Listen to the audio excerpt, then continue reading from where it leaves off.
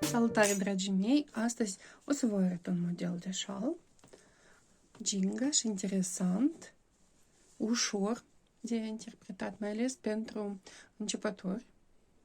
El este din două rânduri. Se repetă absolut totul. Primul, al doilea, primul, al doilea rând. Și e frumos pe ambele părți. Chiar mie îmi place partea din dos mai mult, pentru că parcă este 3D. Dacă o să luați fir mai micuț, mai subțire, o să fie mai finuț, mai gingaș. În modelul meu el este așa mai mult călduros, da, să fie. Vă arăt din ce fir eu am început să croșetez. Este Yarnart Milano. 8% avem alpaca, 20% lână, 8% viscoze și 64% acril. Numărul culorii este 854. Așa, în ghem avem 50 de grame și 130 de metri. Croșeta 3,5 de milimetri. Puteți să luați oricare fir care vă place, poate să fie lână, poate să fie chiar de vară, poate să fie microfibră. Mai pe scurt, firul care este drag și vreți să aveți din el un șal, puteți să luați un mohair pufos, frumos, gingaș. O să vă se primească. Așa, să începem lucrul.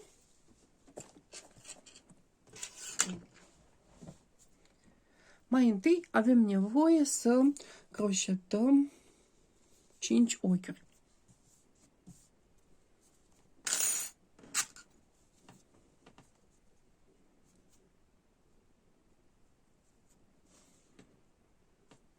Primul, 2, 3, 4, 5.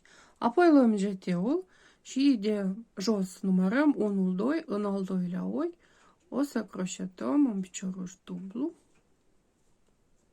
apoi 3 ochiuri, jeteul și tot aici în ochiul acesta vom croșeta un picioruș dublu, apoi jeteul și în primul ochi de jos o să croșetăm un picioruș dublu. Așa, mai departe. 5 ochiuri. Întoarcem lucrul. Luăm jeteul. Și uitați-vă. Avem un arc și în față avem un ochi din rândul precedent, un picioruș dublu. Iată, în acest ochi vom face un picioruș dublu, dar nu până la capăt. Vom croșeta primele două fire. Apoi luăm jeteul și de 2 ori facem așa în arc. Croșetăm primele 2 fire, jeteul și a 3-a oară primele 2 fire și apoi croșetăm totul un singur fir. Așa, mai departe 3 ochiuri și iarăși procedăm 2 piciorușe duble, nu până la capăt, în arc. Al treilea vom face alături din piciorușul dublu din rândul precedent. Apoi toate 3, chiar și firul acesta, 4, le croșetăm împreună.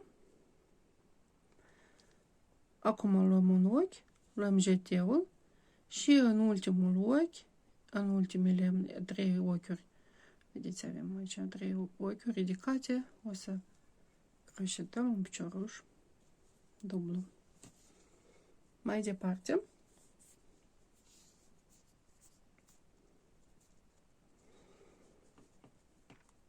patru ochiuri.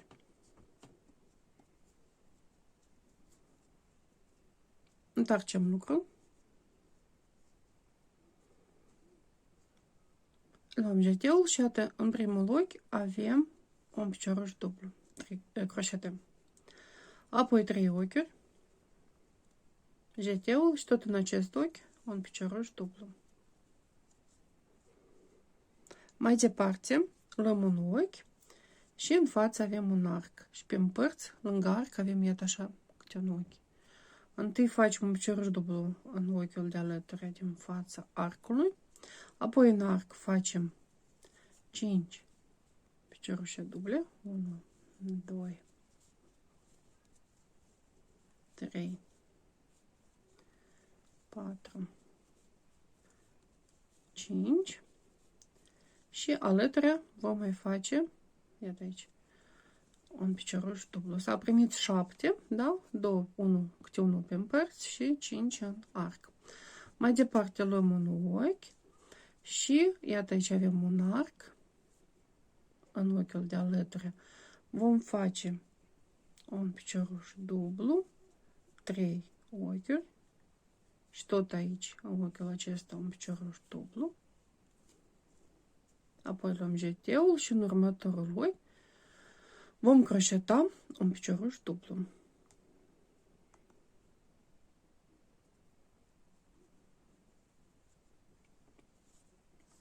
Așa, am finisat rândul. Așa, acum uitați-vă, de aici încolo o să lucrăm cu 2 rânduri. Acum o să facem primul rând, apoi al doilea. După aia să faceți singur deja primul rând, al doilea. O să mergeți primul, doi, da? Numai că crește în mărime, de la mic la mai mare. O să vedeți acolo, acolo este foarte clar totul. Așa, ce facem acum? Croșetăm 5 ochiuri. Asta este primul rând al raportului. 5 ochiuri. Întoarcem rândul. Întoarcem lucrul. Și în față avem un arc, pe părți avem câte un ochi, da? Iată, în primul ochi o să croșetăm un picioruș dublu, nu până la capăt, apoi în arc 2 piciorușe croșetate nu până la capăt, 2 piciorușe duble. Apoi croșetăm totul împreună, 3 ochiuri și încă o dată mai facem 2 piciorușe duble care nu se împletesc până la capăt. Și al treilea va fi în ochiul din rândul precedent de alături. Așa, iată ce s-a primit la noi. Mai departe, 4 ochiuri. În față avem 7 piciorușe duble. Sărim peste 1, 2, 3. În al 4-lea vom croșeta un picioruș scurt. Iarăși 4 ochiuri. În față avem un arc, pe părți avem câte un ochi. În primul ochi din lângă arc vom face un picioruș dublu, nu până la capăt, apoi în arc, câte un picioruș dublu și al doilea, nu până la capăt și apoi croșetăm totul împreună. 3 ochiuri și încă o dată 2 piciorușe duble în arc, nu până la capăt, croșetate. Al treilea este alături de arc și apoi totul împreună se croșetează. Un ochi și o să facem în ultimele ochiuri un picioruș dublu. Ultimele ochiuri de sus. Așa, am finisat rândul întâi. Acum o să facem rândul 2.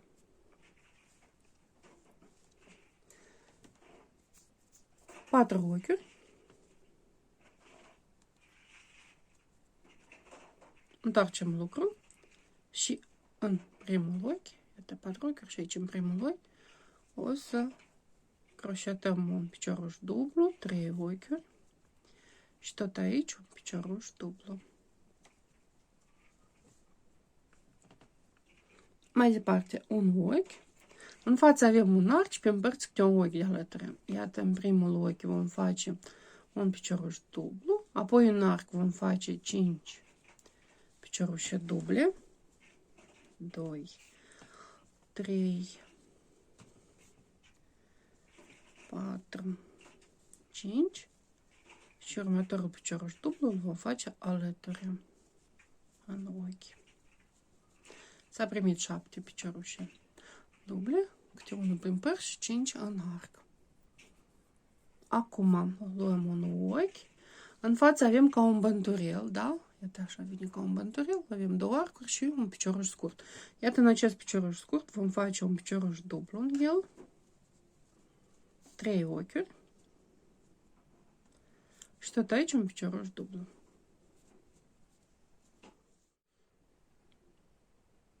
Așa, am făcut și al doilea picioruș dublu, un ochi și uitați-vă, avem aici un arc.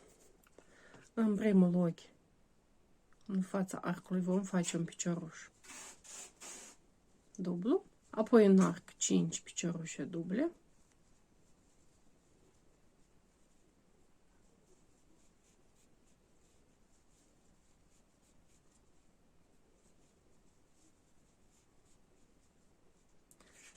Și încă unul alături în ochi. Așa, apoi un ochi și la sfârșit, aici în sfârșitul ochiului vom face un picioruș dublu, 3 ochiuri și tot aici un picioruș dublu și alături la următorul ochi vom face un picioruș dublu.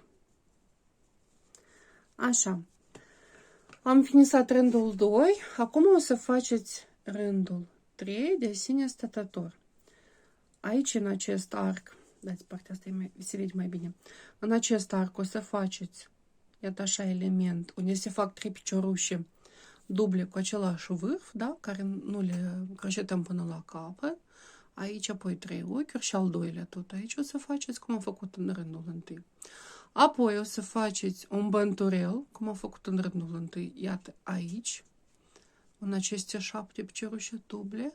Apoi în acest arc va fi iarăși aceste elemente care nu se croșetează până la capăt și apoi sunt cu un vârf și iarăși 3 piciorușe, 3 ochiuri și iarăși aceste 3 piciorușe duble cu același vârf va fi aici. Aici iar va fi bănturel, așa, și a treia oară, iată, va fi aceste elemente, 3 piciorușe duble cu același vârf care nu se croșetează până la capăt. Așa. Și deja câte un picioruș dublu la capăt. Și apoi va fi rândul 2, da? Se croșetează rândul 1, rândul 2, rândul 1, rândul 2. Eu o să vă arăt, o să vă las schema, dar că eu puțin am schimbat-o. Acum și o să vă arăt. O să vă arăt unde eu am schimbat.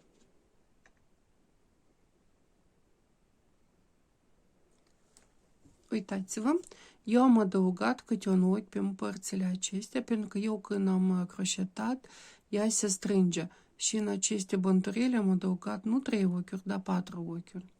Da, vă uitați, adică.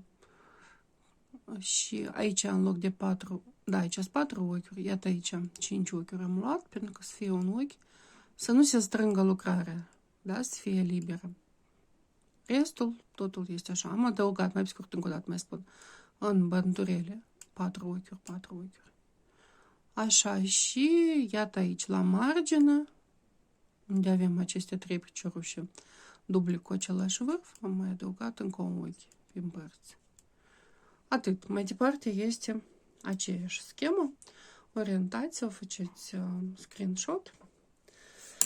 Așa, eu vă doresc o seară frumoasă.